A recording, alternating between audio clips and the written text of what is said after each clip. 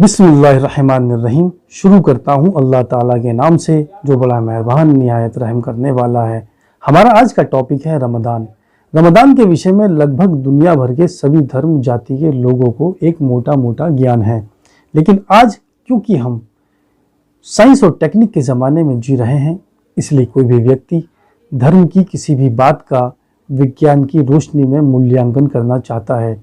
इसी के मद्देनज़र आज हम रमज़ान, रोज़ा और उसके वैज्ञानिक पहलुओं पर चर्चा करने वाले हैं। रमज़ान इस्लामी कैलेंडर या लूनर कैलेंडर का नवा महीना है। जिस तरीके से इंग्लिश कैलेंडर का सितंबर नवा महीना है, उसी तरीके से रमज़ान इस्लामिक कैलेंडर का नवा महीना है। रमज़ान शब्द को अरबिक शब्द के रमद, रमीदा या रमदा से लिया गया है, जिसका मतलब होता है तपा देने वाली गर्मी या झुलसा देने वाली गर्मी। गर्मी के बारे में आप जानते हैं, गर्मी किसी वस्तु में परिवर्तन ला सकती है। गर्मी के माध्यम से किसी वस्तु को किसी सांचे में ढाला जा सकता है। गर्मी किसी भी वस्तु का आकार बदल सकती है। उसी तरीके से रमज़ान का महीना किसी व्यक्ति के चरित्र, उसकी आध्यात्मिकता या उसके नैतिक मूल को या उसके नैतिक रूप को परिवर्तित करके उसमें निखार लाकर किसी भी व्यक्ति को ईश्वर के करीब लाने में मदद करता है। रमज़ान के अगर हम बाकी अर्थों की बात करें, जिस तरीके से सूरज की गर्मी पृथ्वी को तपा देती है और पृथ्वी को सुखा देती है, ठीक उसी तरीके से रमज़ान का महीना किसी व्यक्ति के बुरे कामों को यानी कि उसके पाप को अच्छे कामों के द्वारा या उसके गुड डीड्स के द्वारा उनको जला देता है, व्यक्ति को प्यूरिफाई कर देता है और ईश्वर के करीब लाने में व्यक्ति की मदद करता है। रमज़ान के महीने में क्योंकि रोज़ा रखा जाता है और रोज़ा सूरज निकलने से पहले और सूरज ढलने के बीच में कुछ भी खाने पीने की इजाज़त नहीं देता, इसलिए भूख और प्यास की शिद्दत होती है। भूख और प्यास की शिद्दत की वजह से उस व्यक्ति के पेट में एक अजीब गर्मी होती है। इस गर्मी को भी रमज़ान के अर्थ से जोड़कर देखा जाता है। अब हम बात करते हैं रोज़े के विषय में। रोज़ा को इंग्लिश में फास्ट कहते हैं, अरबिक में सोम कहते हैं। रोज़ा इस्लाम के 5 बुनियादी पिलर्स में से एक है। इस्लाम के 5 बुनियादी पिलर्स की अगर हम बात करते हैं, कलिमा ला इलाहा इल्लल्लाहु मुहम्मदुर रसूलुल्लाह, नमाज जो 5 वक्त अदा की जाती है, रोज़ा जिसके बारे में हम बात कर चुके हैं, ज़कात यानी टोटल सेविंग या टोटल ऐसी वेल्थ जिससे बिजनेस करने के उद्देश्य से इकट्ठा किया गया है, का 2.5% गरीबों में दान करना होता है। हज, कोई व्यक्ति अगर कैपेबल है, कोई व्यक्ति फाइनेंशियल साउंड है, उसकी इतनी हिम्मत है तो ज़िंदगी में उसको एक बार हज करना फ़र्ज है। ये थे इस्लाम के 5 बुनियादी पिलर। अब हम बात करते हैं रमज़ान और रोज़ा का साइंटिफिक पहलू क्या है। साइंटिफिकली रोज़ा किस तरीके से ये साबित करता है कि हमारे शरीर के लिए बहुत ही महत्वपूर्ण है, बहुत ही इम्पोर्टेंट है। जापान के एक साइंटिस्ट हैं जिनका नाम है योशिनोरी। योशिनोरी को 2016 में फिजियोलॉजी और मेडिसिन में नोबेल पुरस्कार मिला था टोक्यो यूनिवर्सिटी में। इन्होंने खोज की है, खोज का नाम है ऑटोफेगी। ऑटोफेगी का मतलब होता है self eating process. Self eating का मतलब है कोई चीज़ अपने आप को ही खा जाती है।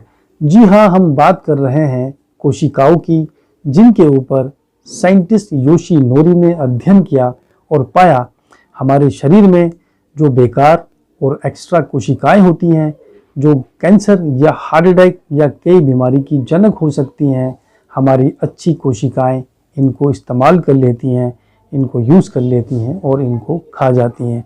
ऑटोफेगी की प्रोसेस को एक्टिवेट करने के लिए किसी भी व्यक्ति को 14 से 16 घंटे भूखा रहना ज़रूरी है। ये प्रोसेस मजबूत हो जाती है यदि कोई व्यक्ति 20 से 25 दिन तक भूखा रहे। देखिए, रमज़ान में कोई भी व्यक्ति रोज़ा 30 दिन तक रखता है। 30 दिन के प्रोसेस में 14 से 16 घंटे उसको भूखा रहना होता है। योशिनोरी के हिसाब से ऑटोफेगी की प्रोसेस एक्टिवेट हो जाती है, उसके शरीर की एक्स्ट्रा और बेकार कोशिकाएं ख़त्म हो जाती हैं, भस्म हो जाती हैं। इस तरीके से ये बात योशिनोरी की ये साबित करती है कि रमज़ान का महीना और रोज़ा साइंटिफिकली हमारी सेहत के लिए बहुत ज़्यादा ज़रूरी है, बहुत ही ज़्यादा इम्पॉर्टेंट है। यानी रोज़ा रखने से आप कैंसर, हार्ट अटैक और इसके अलावा कई भयानक बीमारियों से बच सकते हैं। अब बात करते हैं, एक स्टडी कंडक्ट हुई जिसको कंडक्ट किया येली नेरी ने। येली नेरी ने कुछ लोगों के ग्रुप का रमज़ान से पहले स्टूल और ब्लड का सैंपल कलेक्ट किया और रमज़ान के बाद भी ब्लड और स्टूल का सैंपल कलेक्ट किया। उसने देखा ब्लड सैंपल के नतीजे रमज़ान के बाद वाले ग्रुप से जो लिए गए थे वो चौंका देने वाले हैं।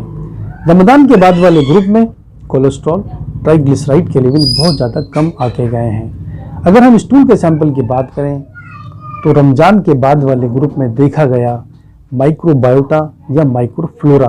माइक्रोबायोटा या माइक्रोफ्लोरा ये सूक्ष्म जीव होते हैं जो हमारे डाइजेस्टिव ट्रैक्ट के अंदर मौजूद होते हैं और हमारी गट हेल्थ मतलब हमारी आंत की सेहत के लिए और हमारी ओवरऑल सेहत के लिए बहुत ज़्यादा लाभदायक होते हैं।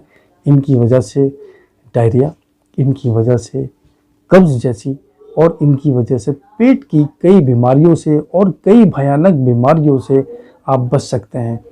तो रोज़ा ये साबित करता है कि साइंटिफिकली रोज़ा आपकी सेहत के लिए, आपकी हेल्थ के लिए बहुत ज़्यादा ज़रूरी है।